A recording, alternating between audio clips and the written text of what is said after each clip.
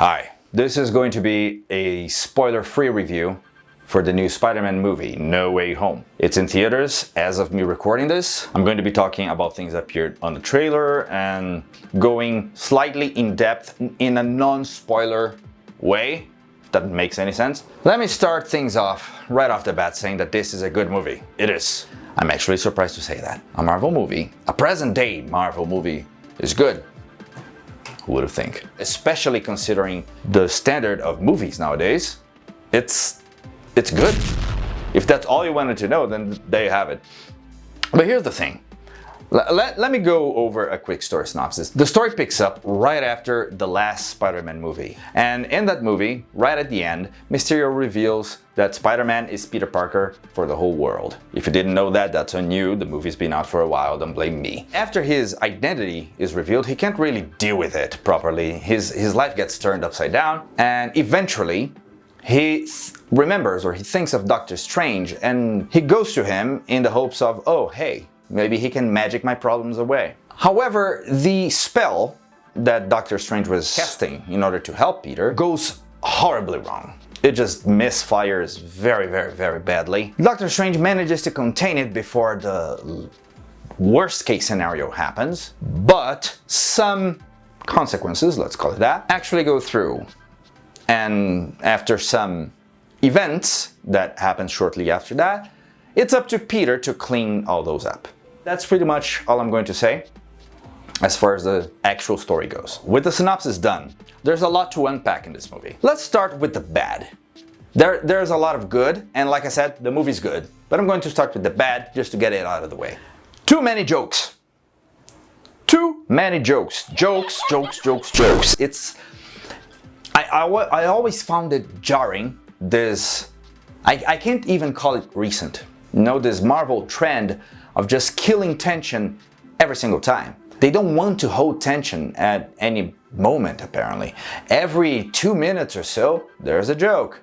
Even if there was a very tense moment, very sad, very tragic, but then joke. All the time. And look, some people love this. I get it.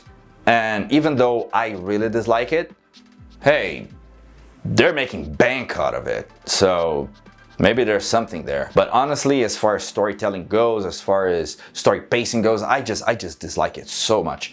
I don't dislike the jokes per se, just some of them, but just the frequency, you know, just tone it down. Tone it down. That's the one thing. The other thing I disliked was how they actually utilized Doctor Strange as a narrative tool, so to speak. It seems like Doctor Strange's powers do not have any kind of rules attached to them, no boundaries. At the same time, it's not like he is using a soft magic system, except I guess he kind of is, because he can do a spell for anything.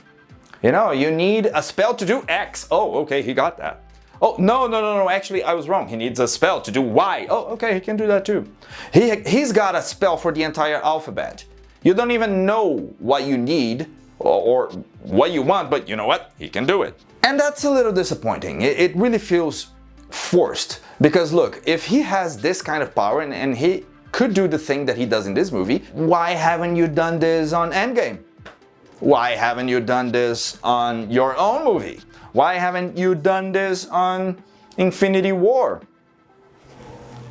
Know what I mean? Okay, on his own movie, I kind of get he was learning, he was becoming Doctor Strange, but on the other two,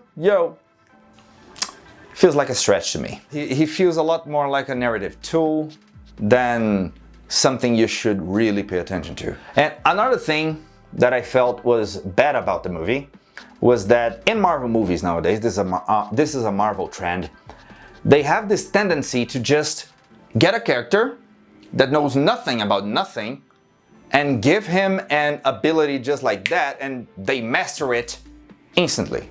You know, this happens in this movie, unfortunately. So other than that, you know, forced power-up, I guess,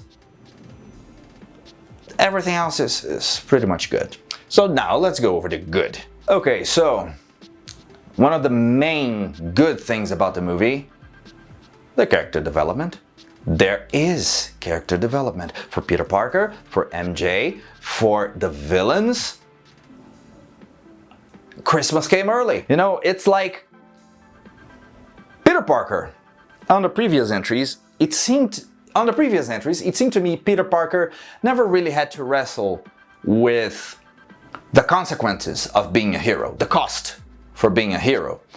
For himself, for the people around him, he kind of just did it. It was all very lighthearted. There was no real weight to it.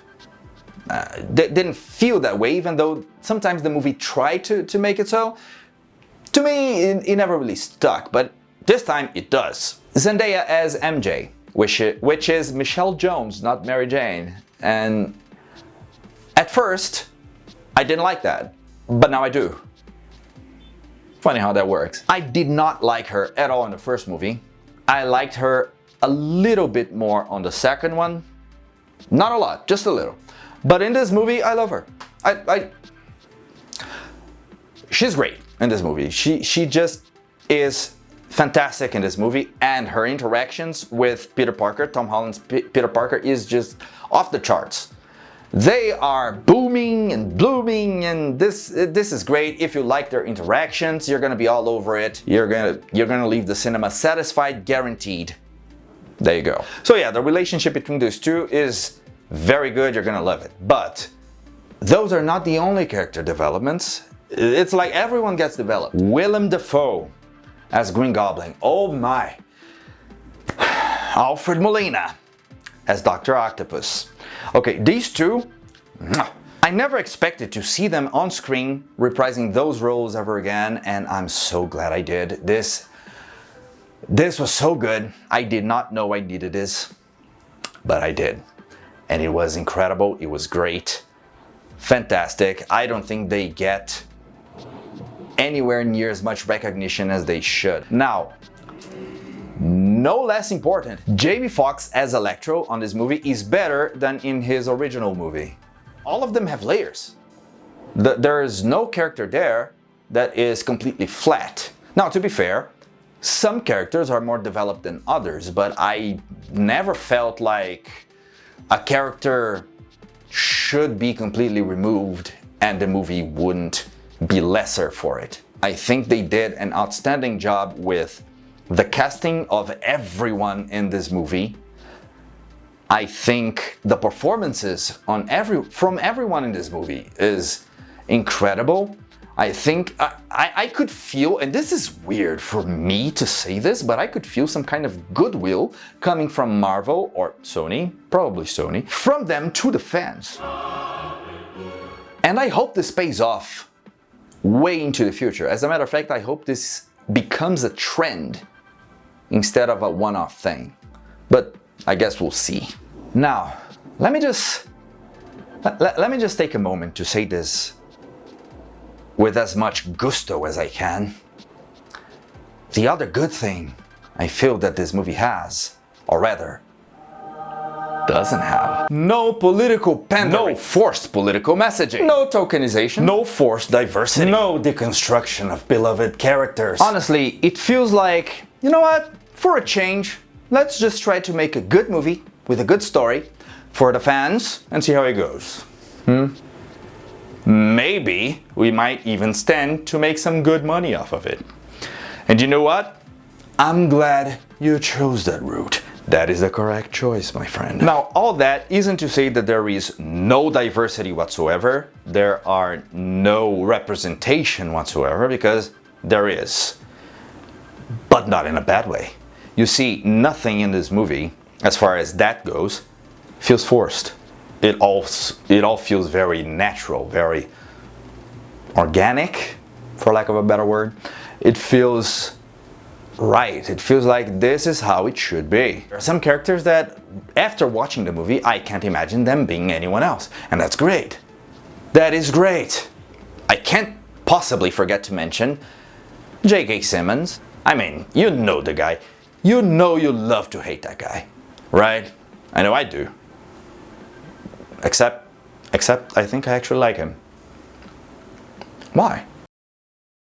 I created this channel with this name, the Citric Critic, because I had this expectation, and I still have it, that I would be a lot more acid, hence the citric. And it's not being acid just for the sake of being acid, bashing just for the sake of bashing. It's just because, look, let's call it how it is. Nowadays, entertainment media is bad. Bad writing, bad shows. You have political pandering all the time just being shoved down your throat. I'm tired of it. All I want is good shows.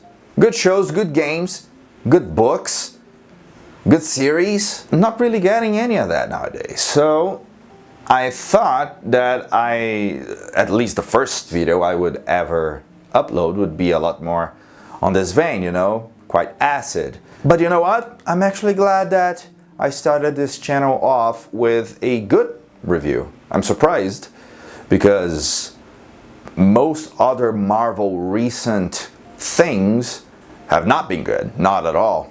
But this one is a winner. I hope that it's a trend and not a one-off. I doubt that this is the case, but you know what? I hope I'm wrong. Yeah, thank you very much for watching the video. Hope to see you here again next time. Ciao.